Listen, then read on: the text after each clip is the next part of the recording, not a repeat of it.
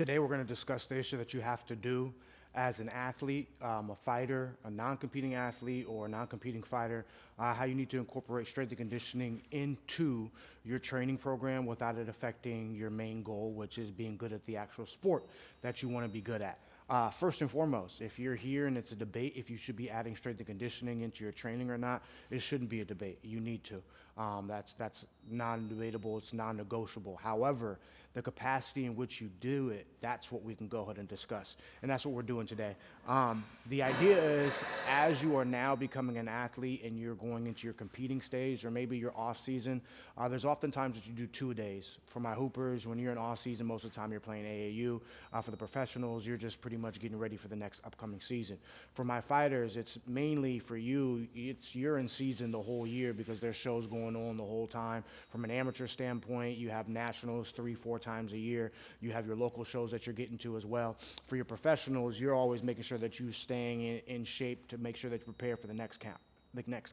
Now, the high professionals like the Terrence Crawfords and whatnot, you guys know that you're fighting once a year, maybe twice a year, if that, so it's a little bit different for you. So I'm speaking to those that don't have the ability to have their own strength and conditioning coach, unfortunately. So let's go ahead and get down to what that looks like. So we talk about practice. Practice is the time that you spend with your coach. Now, if you're a hooper, that's when you're with your team. If you're a fighter, when you're with your coach, hopefully working on strategies that you would do in the fight or things that you guys need to work on. Now, outside of that, you need to be getting your individual work in, which I call skill work. As hoopers, that would be when you're working on individual combinations that you throw, individual things that you do on the court. For fighters, as far as when we talk about combinations that we throw, you're working on the skills that are required for you to be good at actually fighting, where you're able to slow down and make sure that your right hand is perfect, your left hand is perfect, your stance is perfect. So you need to be doing your skill work on your own as well. But then now let's incorporate strength and conditioning. How does that fit into a particular 2-a-day for you? So if it's Monday, let's say that I meet with my coach early in the morning and we have a 7 a.m. session that we meet in. After that, I have a second session that I need to go ahead and get in. My suggestion for that is have that second session either be your strength and conditioning session or your skills work. Now, if it happens to be your strength and conditioning session, it's like, okay, well, how many times a week do I need to do strength and conditioning? It's going to be the amount of time that you have per day. It's total reps and set for the week. And then now we break it down into how much time that you have per day to get those sets and reps in. So what I suggest in being a competing athlete is get your strength and conditioning 2 to 3 times in a week.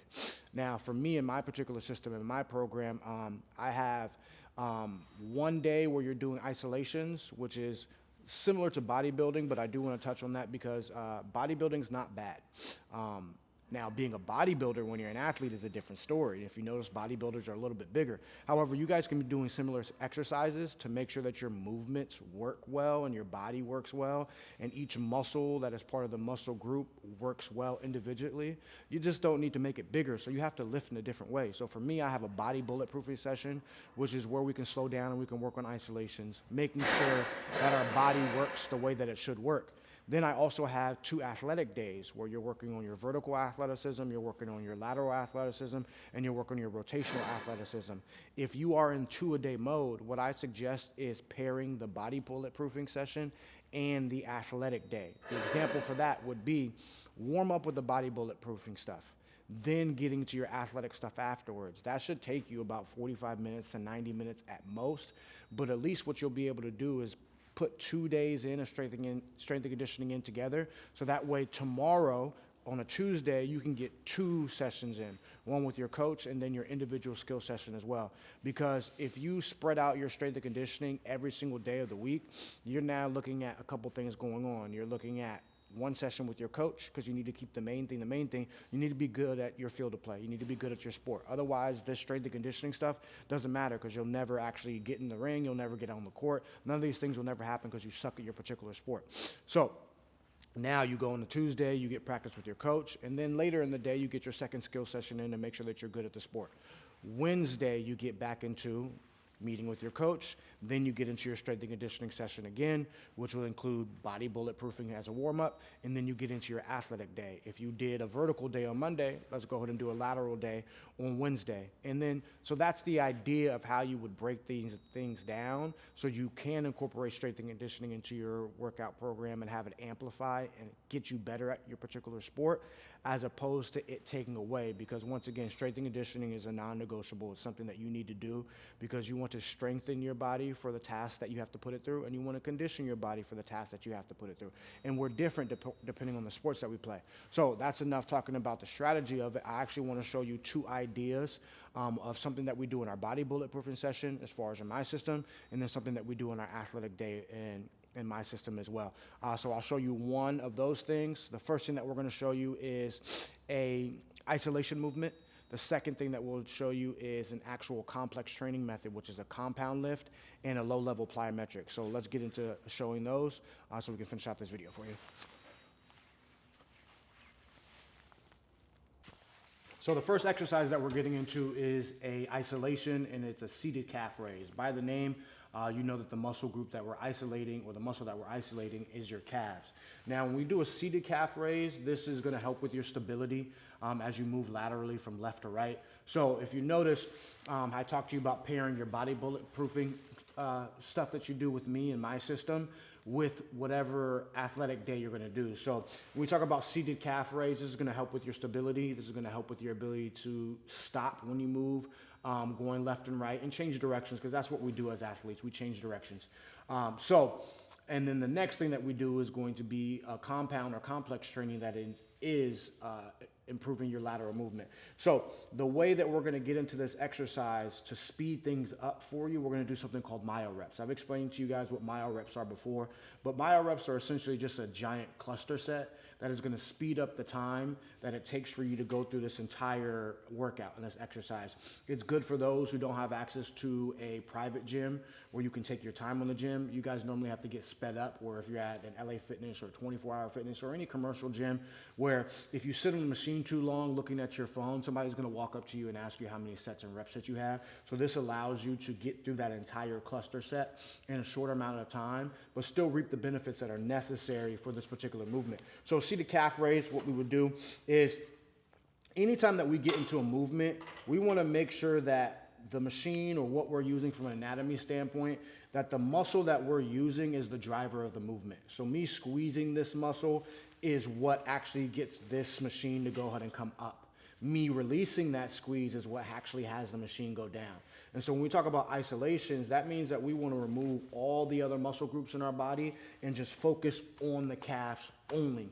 What that does for you is it not only gives the other muscle groups a rest, but it allows you to have good intentions as you build your calves. Now, when we look at myo reps, this is how it's going to go ahead and work. The first set, I'm going to do a set of 20 just straight.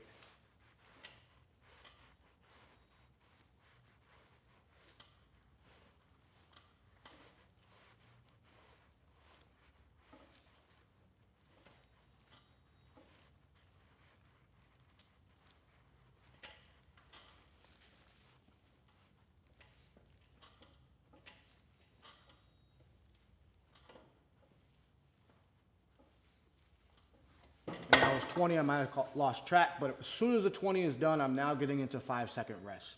So this is an opportunity for work on your breath, get your intentions back right, give your brain a little bit of break before you get back into the exercise once again. But we don't want the muscle to get completely rested. We want to work in that fatigue state so we can actually grow that muscle and strengthen that muscle at the same time. So as soon as I'm done with that 5-second rest, I'm going back down for another set of 5.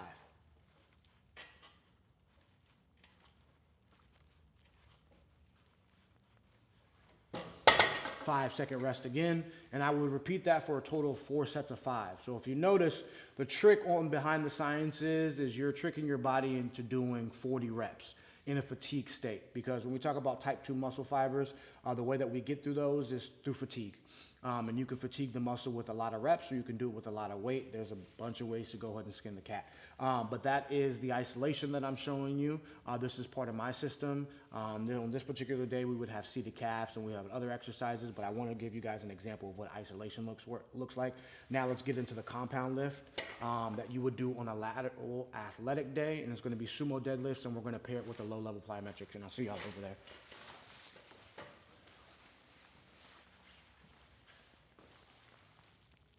Into is a sumo deadlift. I already have it set up for you guys just so we can see what this looks like.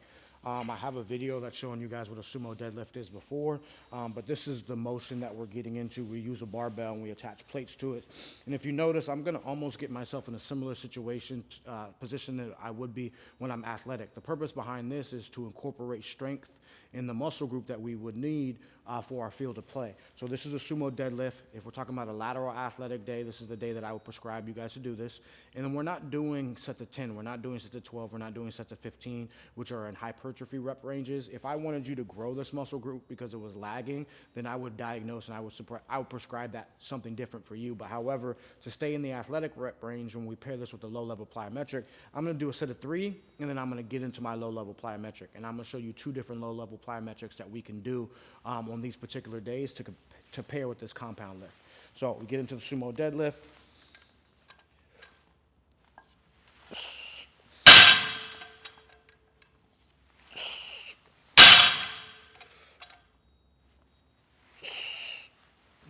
Low-level plyometric for you doesn't have to be anything crazy. We just want to now get what we got from there from an intensity standpoint and incorporate it to the actual movement patterns that we would be working on when we are in our field of play.